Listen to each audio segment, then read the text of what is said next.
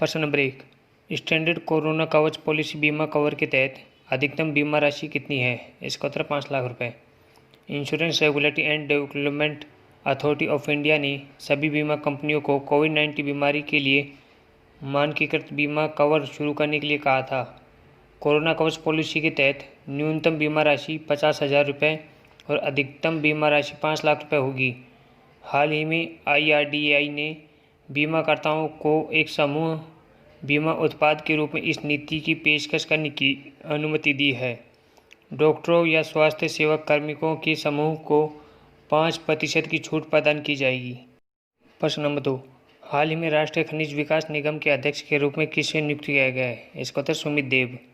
राष्ट्रीय खनिज विकास निगम के अध्यक्ष के रूप में सुमित देव को नियुक्त किया गया है। सुमित देव NMDC में निदेशक के रूप में सेवारत हैं। नियुक्ति के बाद सुमित देव का कार्यकाल 2023 तक होगा। प्रश्न नंबर 3।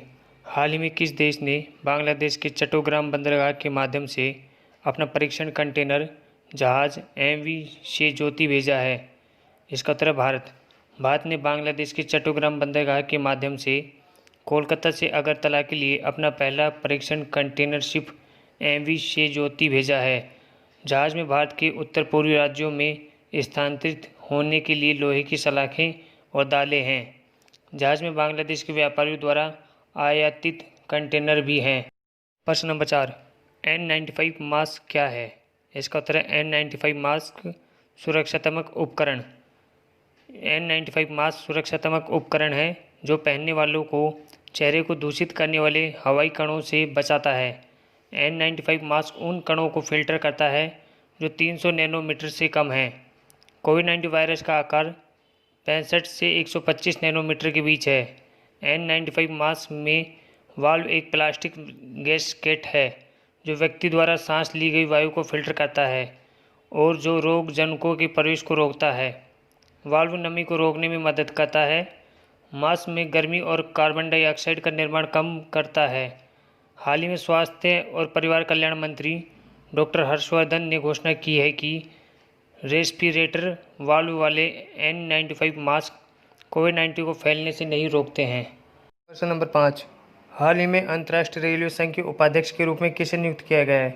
इसका उत्तर अरुण कुमार। अंतर्राष्ट्रीय रेलवे संघ के उपाध्यक्ष के रूप में श्री अरुण कुमार को नियुक्त किया गया है। श्री अरुण कुमार 1985 बैच के भारतीय पुलिस अधिकारी हैं। UIC महासभा में यह निर्णय लिया गया। इंटरनेशनल यूनियन ऑफ रेलवे को यूनियन इंटरनेशनल डेस्क केमिन्स भी कहा जाता है। प्रश्न नंबर 6। रेलवे के अंतर्राष्ट्रीय संघ की स्थापना कब की गई थी? इसका उत्तर 1922 में। रेलवे के अंतर्राष्ट्रीय संघ की स्थापना 1922 में 51 सदस्यों के साथ की गई थी। आज इसके 194 सदस्य हैं। भारत इस संघ का एक सक्रिय सदस्य है। इसमें लोकोमोटिव, एक्सेल व्यवस्था, माल वैगन और कोचों का वर्गीकरण स्थापित किया गया है। प्रश्न नंबर 7। हाल ही में BRICS chamber of commerce and industries के लिए संचालन समिति के मानद सलाहकार के रूप में किसे नियुक्त किया गया है? इसका उत्तर Sahil Seth. BRICS chamber of commerce and industries के लिए संचालन समिति के मानद सलाहकार के रूप में मुंबई सीमा शुल्क उपायुक्त साहिल सेठ को नियुक्त किया गया है। BRICS chamber of commerce and industries एक मूल संगठन है जो ब्रिक्स में वाणिज्य और उद्योग को बढ़ावा देता है। यह 2012 में स्थापित किया गया था। ब्रिक्स CCI का मुख्य उद्देश्य MSME खंड के लिए समर्थन प्रणाली बनाना तथा युवा उद्यमियों तक पहुंच बनाना है। प्रश्न नंबर 8। हाल ही में गुलबेकियन पुरस्कार से किसे सम्मानित किया गया है? इसका उत्तर है ग्रेटा थनबर्ग। गुलबेकियन पुरस्कार से स्वीडिश पर्यावरण कार्यकर्ता ग्रेटा थनबर्ग को सम्मानित किया गया है। इन्हें यह पुरस्कार मानवता के लिए दिया गया है। ग्रेटा थनबर्ग ने पर्यावरण और जलवायु परिवर्तन पर केंद्रित संगठनों को पुरस्कार राशि दान करने का निर्णय लिया है। इन्हें 43 देशों के 136 प्रत्याशियों में से चुना गया है। प्रश्न नंबर 9। हाल ही में किस भारतीय फिल्म अभिनेता ने प्रवासी रोजगार ऐप लॉन्च किया है? इसका उत्तर सोनू सूद। फिल्म अभिनेता सोनू सूद ने प्रवासी रोजगार ऐप लॉन्च किया है। यह एप्लीकेशन नौकरियों को खोजने और विशिष्ट नौकरी प्रशिक्षण कार्यक्रमों की पेशकश करने के लिए सभी आवश्यक जानकारी प्रदान करता है।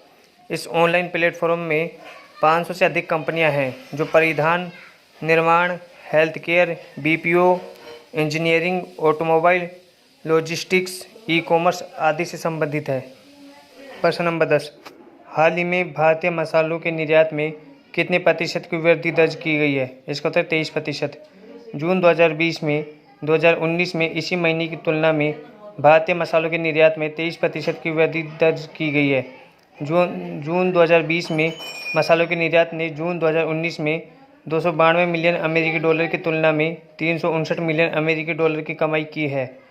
जून 2020 में देश का कुल निर्यात 21.91 बिलियन अमेरिकी डॉलर था, जबकि जून 2019 में यह 25.1 बिलियन अमेरिकी डॉलर था। कुल निर्यात में 12.41 की गिरावट आई है। निर्यात किए जा रहे मसालों में मिर्च, अदरक, इलायची, धनिया, हल्दी, अजवाइन, मेथी, जायफल, पुदीना इत्यादि शामिल हैं। भारतीय मसालों के प्रमुख आयातक UAE, France, America, Britain, Germany, Australia, Iran, चीन, बांग्लादेश और फ्रांस हैं।